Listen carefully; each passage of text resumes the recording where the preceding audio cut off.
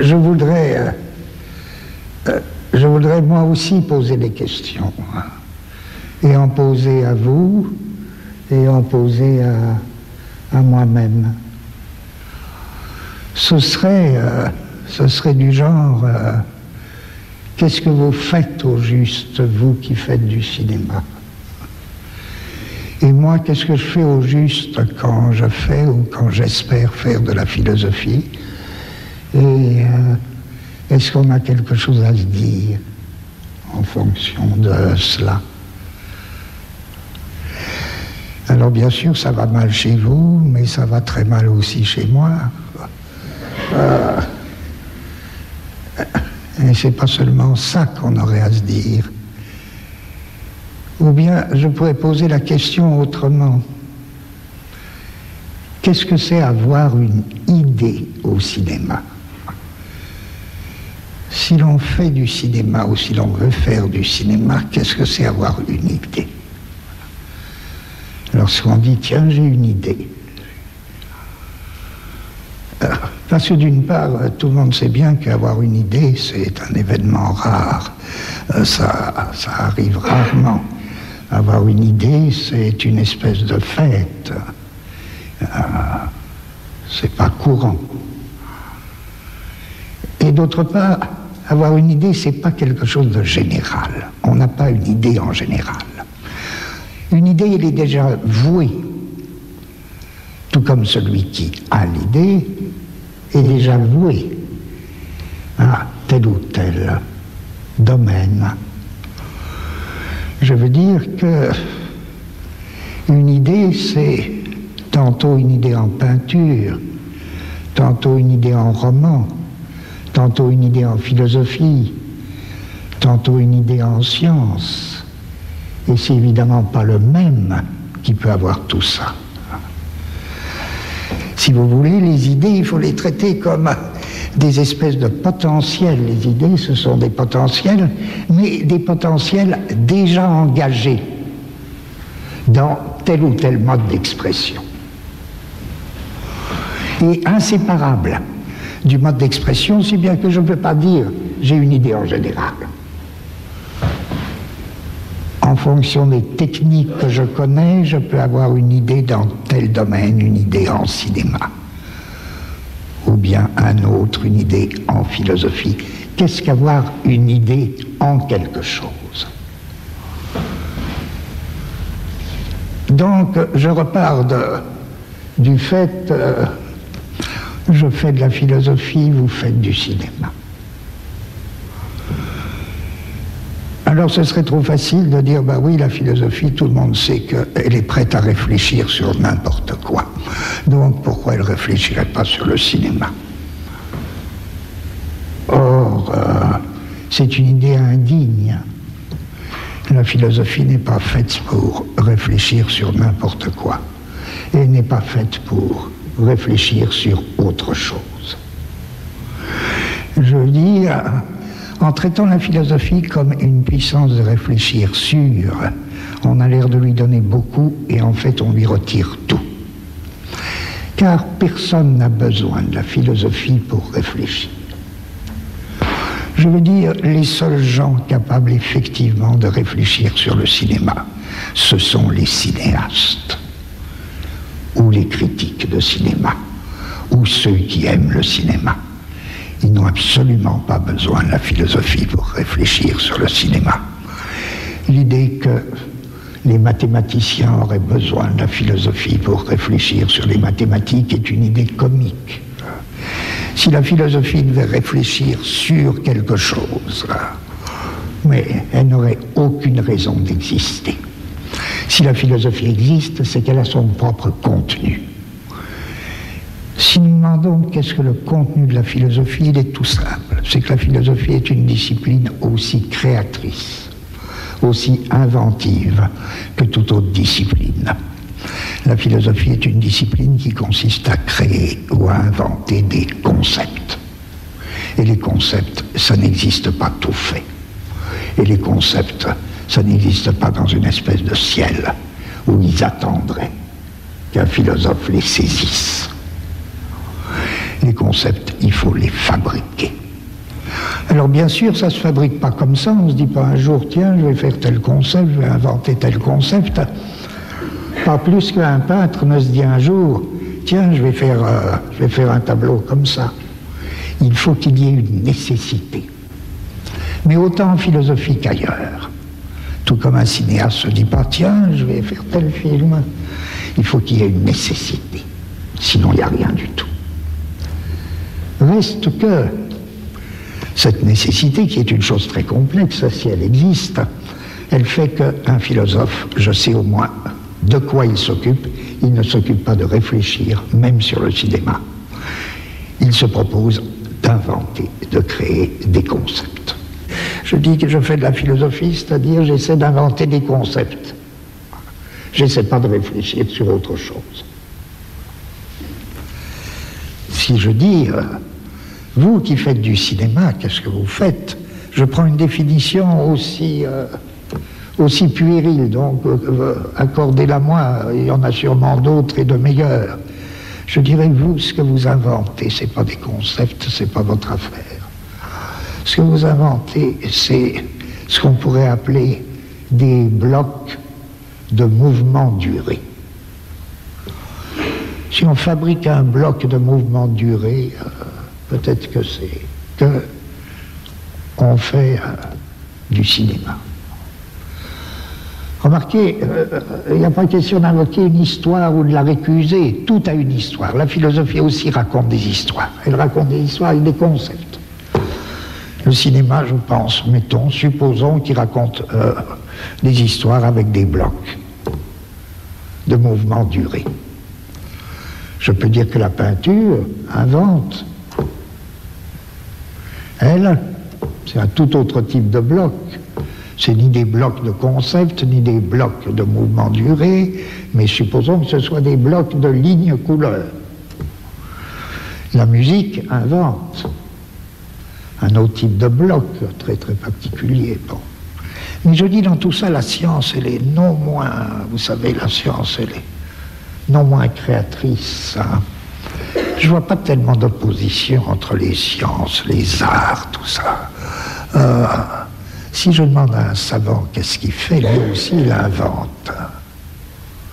Il ne découvre pas, un savant. Ou du moins la découverte, ça existe, mais ça fait partie, mais c'est pas par là qu'on définit une activité scientifique en tant que telle. Un savant, il invente et il crée autant qu'un artiste.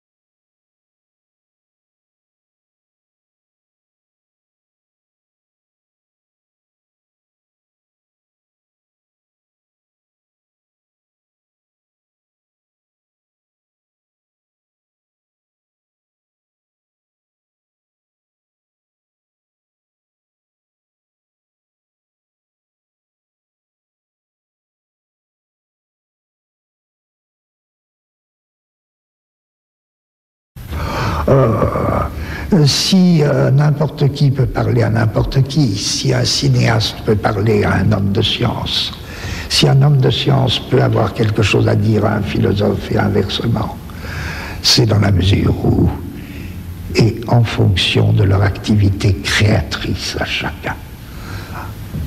Non pas qu'il y ait lieu de parler de la création c'est plutôt quelque chose de très solitaire et Non pas qu'il y ait lieu de parler de la création, mais c'est au nom de ma création que j'ai quelque chose à dire à quelqu'un. Et si j'alignais alors toutes ces disciplines qui se définissent par leur activité créatrice, si je les alignais, je dirais bien qu'il y a une limite qui leur est commune. Et la limite qui est commune à toutes ces séries d'inventions, inventions de fonctions, inventions de blocs, du mouvement, invention de concepts, etc. La série qui est commune à tout ça, hein, ou la limite de tout ça, c'est quoi? C'est l'espace-temps. Si bien que si toutes les disciplines communiquent, si toutes les disciplines communiquent ensemble, c'est au niveau de ce qui se dégage jamais pour soi-même, mais qui est comme engagé dans toute discipline créatrice, à savoir la constitution des espaces-temps. Bresson, bon, c'est très connu, hein. Il y a rarement des espaces entiers chez Bresson. C'est des espaces qu'on peut appeler déconnectés. C'est-à-dire, il y a un coin, par exemple, le coin d'une cellule. Et puis, on verra un autre coin, ou bien un endroit de la paroi, etc. Tout se passe comme si l'espace bressonien, à certains égards, se présentait comme une série de petits morceaux dont la connexion n'est pas prédéterminée. Série de petits morceaux dont dès lors la connexion n'est pas prédéterminée. Il y a de très grands cinéastes qui emploient au contraire des espaces d'ensemble. Je ne dis pas que ce soit plus facile de manier un espace d'ensemble, hein. Les espaces, il y en a tellement au cinéma. Mais je suppose que ça, c'est un type d'espace, sans doute. Il a été repris ensuite, il a été même... il a servi d'une manière très créatrice à d'autres qui l'ont renouvelé par rapport à Bresson, mais je suppose que Bresson a été un des premiers à faire de l'espace avec des petits morceaux déconnectés, c'est-à-dire des petits morceaux dont la connexion n'est pas prédéterminée. Quand je disais de toute manière à la limite de toutes les tentatives de création, il y a des espaces-temps, il n'y a que ça. Ben oui, c'est là que les blocs de durée-mouvement de Bresson vont tendre vers ce type d'espace, entre autres. La réponse, elle est donnée. Ces petits morceaux d'espace visuel dont la connexion n'est pas donnée d'avance, par quoi voulez-vous qu'ils soient connectés sinon par la main?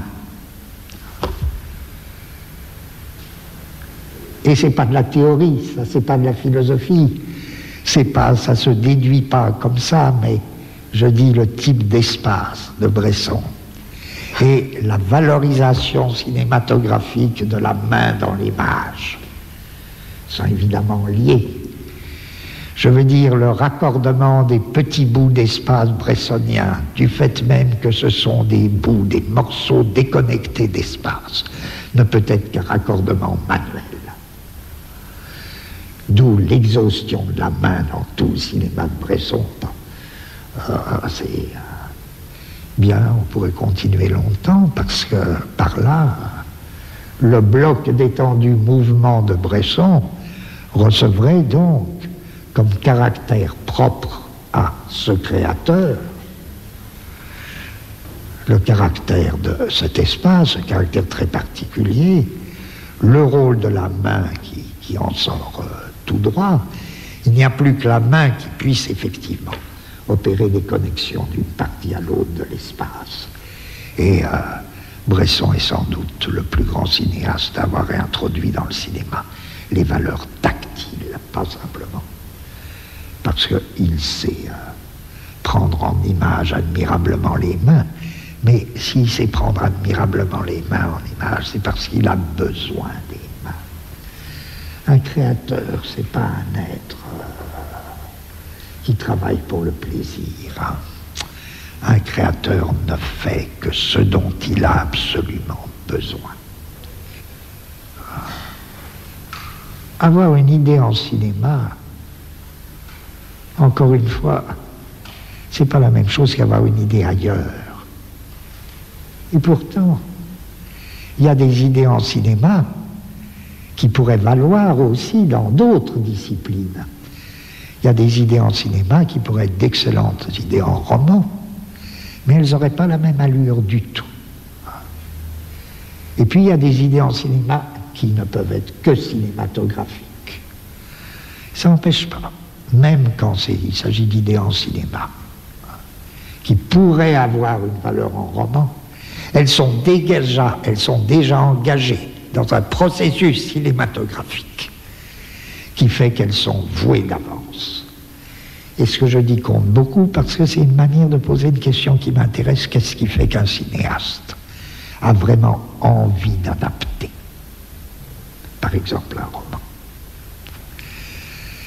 S'il a envie d'adapter un roman, il me semble évident que c'est parce que il a des idées en cinéma qui résonnent avec ce que le roman présente comme des idées en roman. Et que là, se font souvent de très grandes rencontres. C'est très différent, je ne pose pas le problème du cinéaste qui adapte un roman notoirement médiocre. Il peut avoir besoin du roman médiocre. Il en a besoin, ça n'exclut pas que le film soit génial. Je pose donc une question un peu différente. Ce serait une question intéressante de traiter cela, mais moi je pose une question un peu différente. C'est lorsque le roman est un grand roman, et que se révèle cette espèce d'affinité où quelqu'un a en cinéma une idée qui correspond à ce qui était l'idée en roman.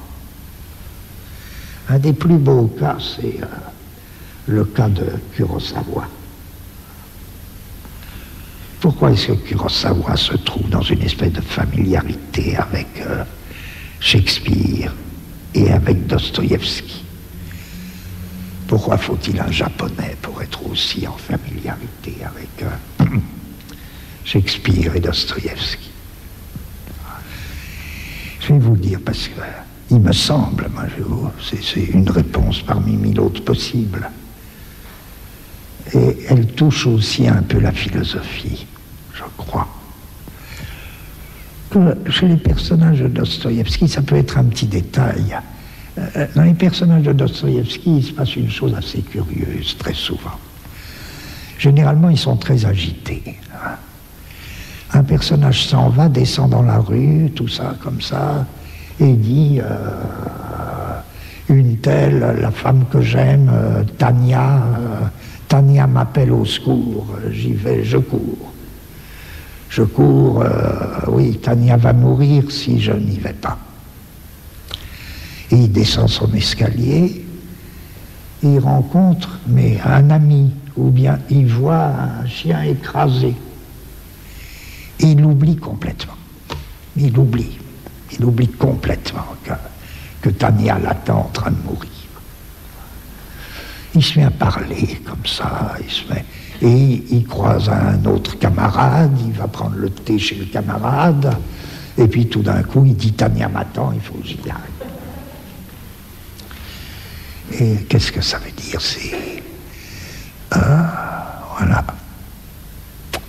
Chez Dostoïevski, les personnages sont perpétuellement pris dans des urgences. Et en même temps qu'ils sont pris dans des urgences, qui sont des questions de vie ou de mort, ils savent qu'il y a une question encore plus urgente. Ils ne savent pas laquelle. Et c'est ça qui les arrête. Tout se passe comme si, dans la pire urgence, il y a le feu. Il faut que je m'en aille. Je me disais, non, il y a quelque chose de plus urgent. Quelque chose de plus urgent, et je ne bougerai pas tant que je ne le saurai pas. C'est l'idiot. Ça, c'est l'idiot. C'est la formule de l'idiot. Ah, mais vous savez, non. Il y a un problème plus profond. Quel problème? Je ne le vois pas bien, mais laissez-moi. Tout peut brûler. Non, il faut trouver ce problème plus urgent. Bon. C'est pas Dostoïevski que Kurosawa l'apprend. Tous les personnages de Kurosawa sont comme ça. Je dirais, voilà une belle rencontre. Si Kurosawa peut adapter Dostoïevski, c'est au moins parce qu'il peut dire j'ai une affaire commune avec lui. J'ai un problème commun. Ce problème-là. Les personnages de Kurosawa, ils sont exactement dans la même situation. Ils sont pris dans des situations impossibles. Ah oui, mais attention. Il y a un problème plus urgent. Et il faut que je sache quel est ce problème. Peut-être que Vivre est un des films de Kurosawa qui va le plus loin dans ce sens, mais tous les films de Kurosawa vont dans ce sens. Les 7 samouraïs, ça me frappe beaucoup.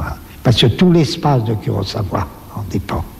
C'est forcé que ce soit une espèce d'espace ovale et qui est battu par la pluie, là, enfin peu importe, ça nous prendrait trop de temps, que là aussi on tomberait sur la limite de tout, qui est aussi un espace-temps. Mais dans les 7 samouraïs, ils sont pris dans une situation d'urgence, ils ont accepté de défendre le village, et d'un bout à l'autre, ils sont travaillés par une question plus profonde. Il y a une question plus profonde à travers tout ça. Et elle sera dite à la fin par le chef des samouraïs quand ils s'en vont. Qu'est-ce qu'un samouraï? Qu'est-ce qu'un samouraï, non pas en général, mais qu'est-ce qu'un samouraï à cette époque-là? À savoir, quelqu'un qui n'est plus bon à rien.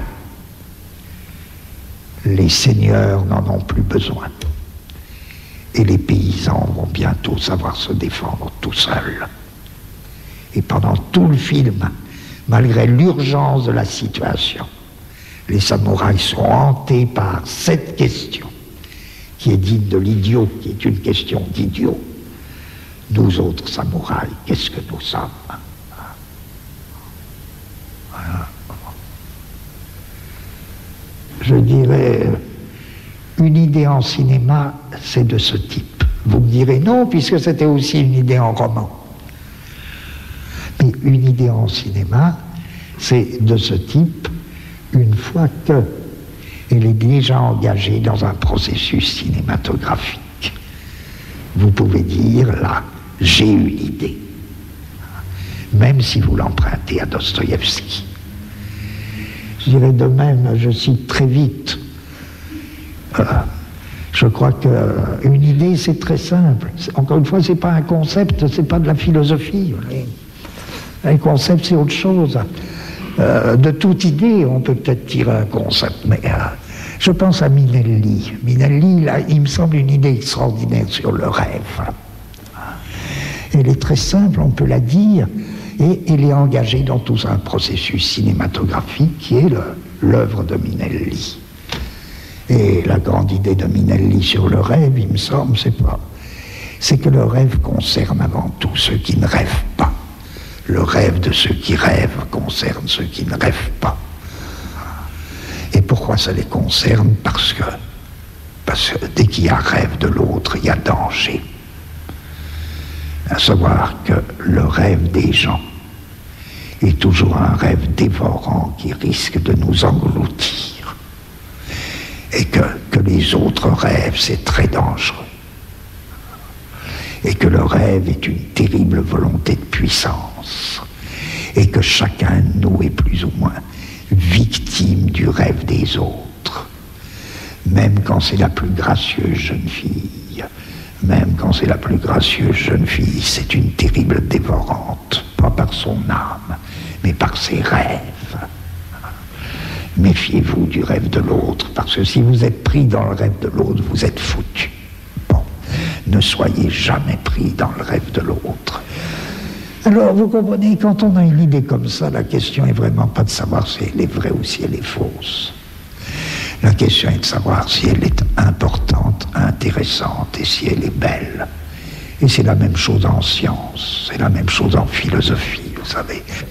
Ou bien je parlerai de, autre exemple, d'idées proprement cinématographiques, de la fameuse dissociation, voire parler, dans un cinéma relativement récent.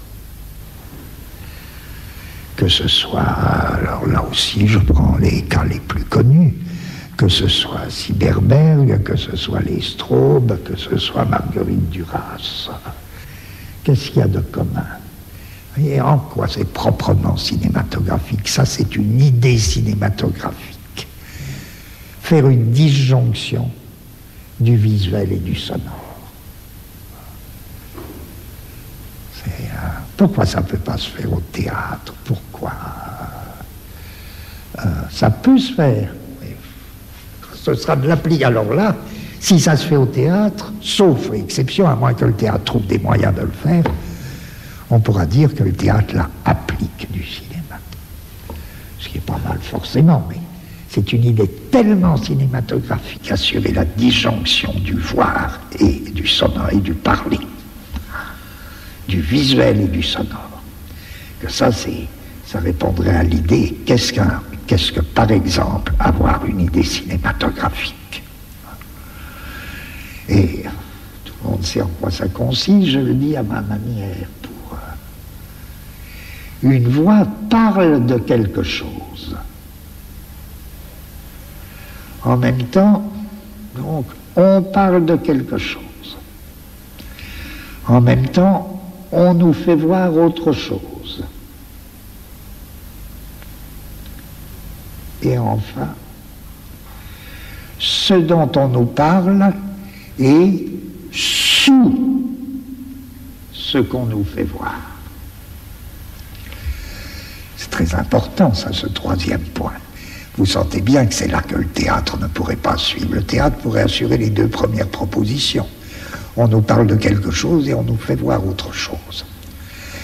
Mais que ce dont on nous parle en même temps se mette sous ce qu'on nous fait voir, et c'est nécessaire, sinon les deux premières opérations, elles n'auraient aucun sens, elles auraient guère d'intérêt.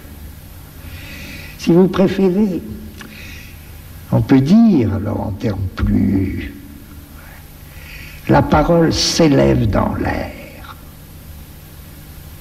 La parole s'élève dans l'air en même temps que la terre qu'on voit, elle, s'enfonce de plus en plus.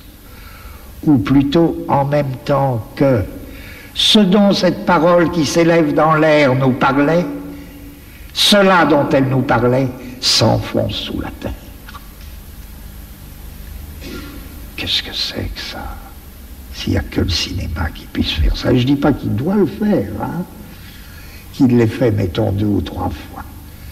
Je peux dire simplement, c'était de grands cinéastes qui ont eu cette idée. Il ne s'agit pas de dire c'est ça qu'il faut faire, il faut rien faire. Il faut avoir des idées, quelles qu'elles soient. Ça, c'est une idée cinématographique. Je dis c'est prodigieux parce que ça assure, au niveau du cinéma, une véritable transformation des éléments, un cycle des grands éléments qui fait que du coup, le cinéma fait un grand écho avec, je ne sais pas, avec une physique qualitative des éléments. Ça fait une espèce de transformation. L'air, la terre et l'eau, le feu, parce qu'il faudrait ajouter, on n'a pas le temps évidemment, on découvrirait le rôle des 2 autres éléments, une grande circulation des éléments dans le cinéma. Une grande circulation des éléments dans le cinéma. Dans tout ce que je dis, en plus, ça ne supprime pas une histoire. Hein. L'histoire, elle est toujours là, mais ce qui nous intéresse, c'est pourquoi l'histoire est-elle tellement intéressante, sinon parce qu'il y a tout ça derrière et avec. Or, c'est tout à fait ce cycle tel que je viens de le définir si rapidement. La voix s'élève, en même temps que ce dont parle la voix s'enfouit sous la terre. Vous avez reconnu la plupart des films de Straub. Et c'est le grand cycle des éléments chez les Straub. Mais c'est très important, ce circuit qui fait qu'il y a une sorte de beauté où, en effet, il y a perpétuellement disjonction de ce qu'on voit, puisque ce qu'on voit, c'est uniquement la terre déserte. Mais cette terre déserte, elle est comme lourde de ce qu'il y a en dessous, et vous me direz, mais ce qu'il y a en dessous, qu'est-ce qu'on en sait? Ben, c'est justement ce dont la voix nous parle. Et c'est comme si la terre, là, se gondolait de ce que la voix nous dit et qui vient prendre place sous la terre, à son heure et en son lieu. Et si la terre et si la voix nous parlent de cadavres, c'est toute la lignée des cadavres qui vient prendre place sous la terre. Si bien qu'à ce moment-là, le moindre frémissement de vent sur la terre déserte, sur l'espace vide que vous avez sous les yeux, sur la terre déserte, etc., prend tout son sens. Le moindre creux dans cette terre, etc. Mais je me dis, voyez bien, avoir une idée, c'est pas de l'ordre de la communication, en tout cas. Et c'est à ça que je voudrais en venir, parce que ça fait partie des questions qui m'ont été très gentiment posées. Je veux dire à quel point tout ce dont on parle est irréductible à toute communication. Et c'est pas grave, ça veut dire quoi? Ça veut dire, il me semble que, en un premier sens, on pourrait dire que la communication, c'est la transmission et la propagation d'une information. Or, une information, c'est quoi? C'est pas très compliqué, tout le monde le sait. Une information, c'est un ensemble de mots d'ordre. Quand on vous informe, on vous dit ce que vous êtes censé devoir croire. En d'autres termes, informer, c'est faire circuler un mot d'ordre. Les déclarations de police sont dites à juste titre des communiqués.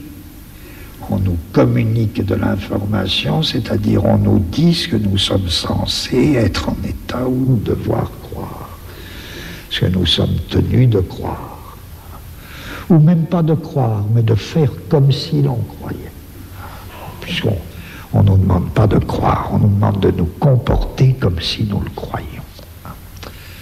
C'est ça l'information, la communication, et indépendamment de ces mots d'ordre, et de la transmission de ces mots d'ordre, il n'y a pas de communication, il n'y a pas d'information. Ce qui revient à dire que l'information, c'est exactement le système du contrôle. Et c'est vrai, enfin je dis des platitudes, c'est évident. C'est évident, sauf que ça nous concerne particulièrement aujourd'hui. Ça nous concerne aujourd'hui parce que c'est vrai que nous entrons dans une société qu'on peut appeler une société de contrôle. Vous savez, un penseur comme Michel Foucault avait analysé deux types de sociétés assez rapprochées de nous.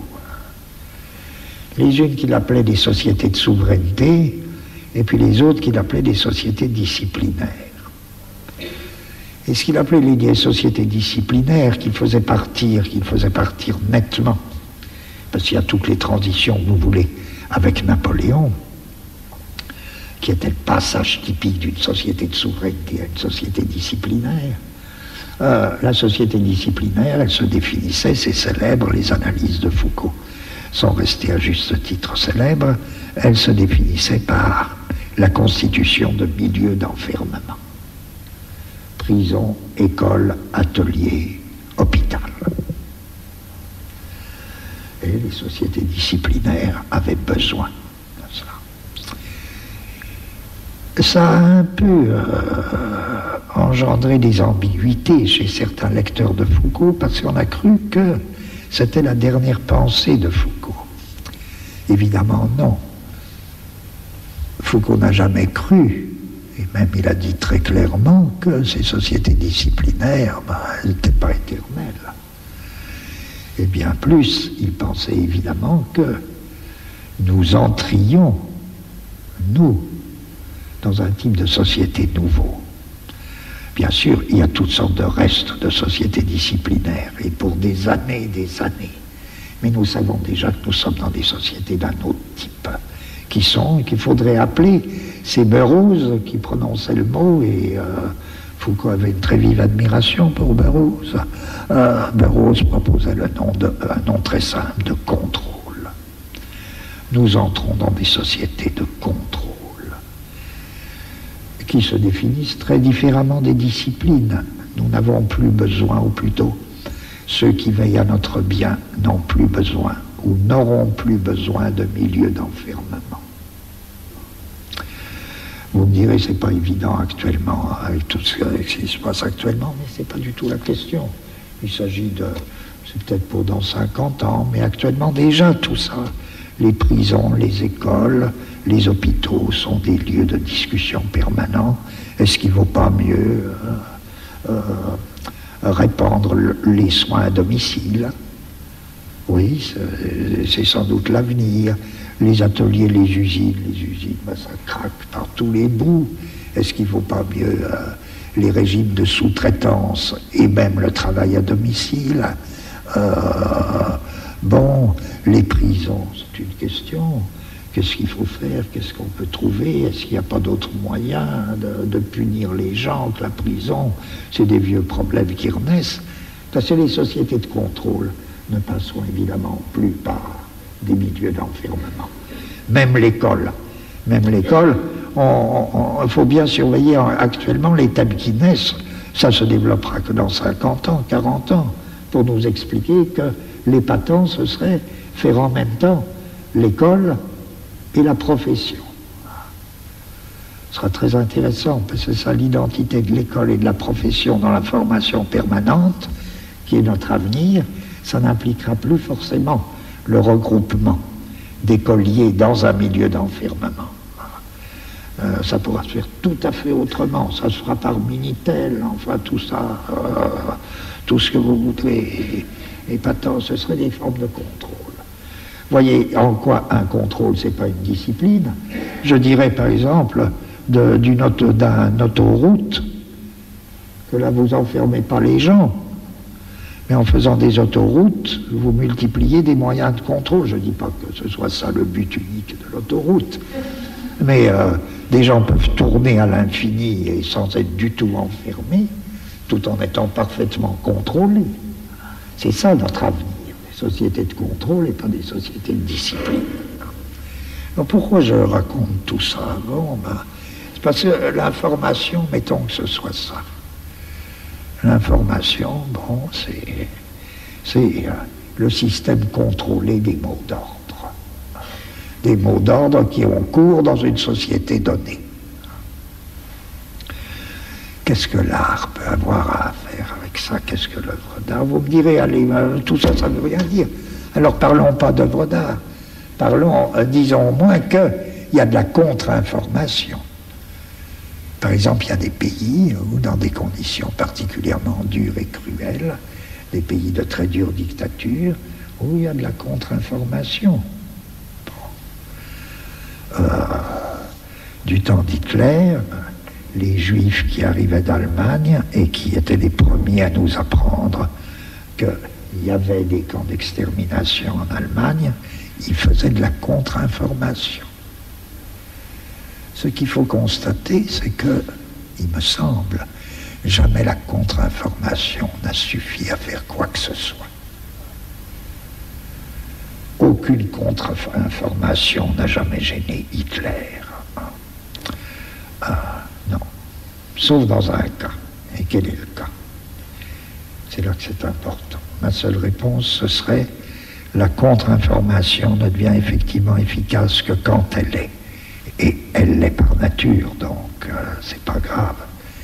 Que quand elle est ou devient acte de résistance. Et l'acte de résistance, lui, n'est ni information, ni contre-information. La contre-information n'est effective que quand elle devient un acte de résistance. Quel est le rapport de l'œuvre d'art avec la communication? Aucun. Aucun. L'œuvre d'art n'est pas un instrument de communication. L'œuvre d'art n'a rien à faire avec la communication. L'œuvre d'art ne contient strictement pas la moindre information. En revanche, il y a une affinité fondamentale entre l'œuvre d'art et l'acte de résistance.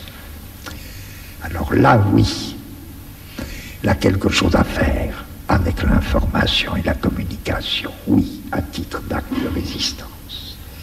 Quel est ce rapport mystérieux entre une œuvre d'art et un acte de résistance, alors que les hommes qui résistent n'ont ni le temps, ni parfois la culture nécessaire pour avoir le moindre rapport avec l'art? Je ne sais pas. Malraux développe un beau concept philosophique. Malraux dit une chose très simple sur l'art, il dit c'est la seule chose qui résiste à la mort. Je dis, revenons à mon truc tout à l'heure, au début, sur qu'est-ce que c'est, qu'est-ce qu'on fait. Quand on fait de la philosophie, on invente des concepts. Mais je trouve que là, c'est la base d'un assez beau concept philosophique. Réfléchissez, oui, qu'est-ce qui résiste à la mort? Ben oui, sans doute. Il suffit de voir une statuette de 3000 ans avant notre ère pour trouver que la réponse de Malraux est plutôt une bonne réponse. Mais on pourrait dire, alors, moins bien, mais du point de vue qui nous occupe, ben oui, l'art, c'est ce qui résiste. C'est ce qui résiste. Et c'est peut-être, non pas la seule chose qui résiste, mais c'est ce qui résiste. D'où le rapport si étroit entre l'acte de résistance et l'art, et l'œuvre d'art.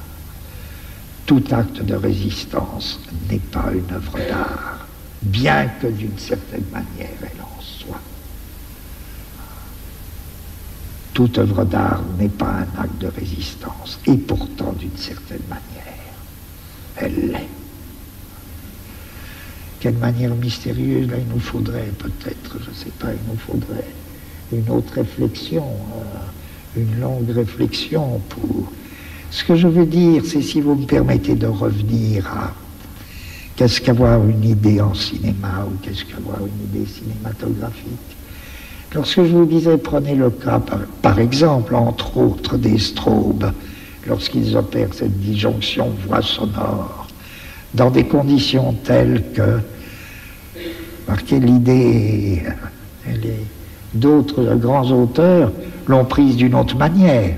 Je crois que chez les strobes, ils la prennent de la manière suivante. Cette disjonction, encore une fois, la voix s'élève, elle s'élève, elle s'élève. Elle s'élève et encore une fois, ce dont elle nous parle passe sous la terre nue, sous la terre déserte que l'image visuelle était en train de nous montrer, image visuelle qui n'avait aucun rapport avec l'image sonore, ou qui n'avait aucun rapport direct avec l'image sonore. Or, quel est cet acte de parole qui s'élève dans l'air pendant que son objet passe sous la terre? Résistance. Acte de résistance. Et dans toute l'œuvre des strobes, l'acte de parole est un acte de résistance. De Moïse au dernier Kafka, en passant par, je ne cite pas dans l'ordre, je ne sais pas l'ordre, un non réconcilié jusqu'à Bach. Rappelez-vous, l'acte de parole de Bach, c'est quoi? C'est sa musique. C'est sa musique qui est acte de résistance. Acte de résistance contre quoi? C'est pas acte de résistance abstrait. C'est acte de résistance contre et de lutte active contre la répartition du profane et du sacré. Et cet acte de résistance dans la musique, culmine dans un cri, tout comme il y a un cri dans Wojciech, il y a un cri de Bach. Dehors, dehors, allez-vous-en, je ne veux pas vous voir. Ça, c'est l'acte de résistance. Or, quand les Straubles mettent en valeur ce cri, là, le cri de Bach, ou quand ils mettent en valeur le cri de la vieille schizophrénique, la vieille schizophrène, je crois, dans Non réconcilié, etc. Tout ça, doit rendre compte de... Bon. En ce sens, l'acte de résistance, il me semble, a deux faces. Il est humain et c'est aussi l'acte de l'art. Seul l'acte de résistance résiste à la mort, soit sous la forme d'une œuvre d'art, soit sous la forme d'une lutte des hommes. Et quel rapport y a-t-il entre la lutte des hommes et l'œuvre d'art? Le rapport le plus étroit, pour moi le plus mystérieux, exactement ce que Paul Klee voulait dire quand il disait, vous savez, le peuple manque. Le peuple manque, mais en même temps il manque pas. Le peuple manque, ça veut dire que n'est pas clair et ne sera jamais clair. Cette affinité fondamentale entre l'œuvre d'art et un peuple qui n'existe pas encore. Alors enfin, oh ben non, il est très... Eh bien voilà, je suis profondément heureux de votre très grande gentillesse à m'avoir écouté. Et je vous remercie beaucoup.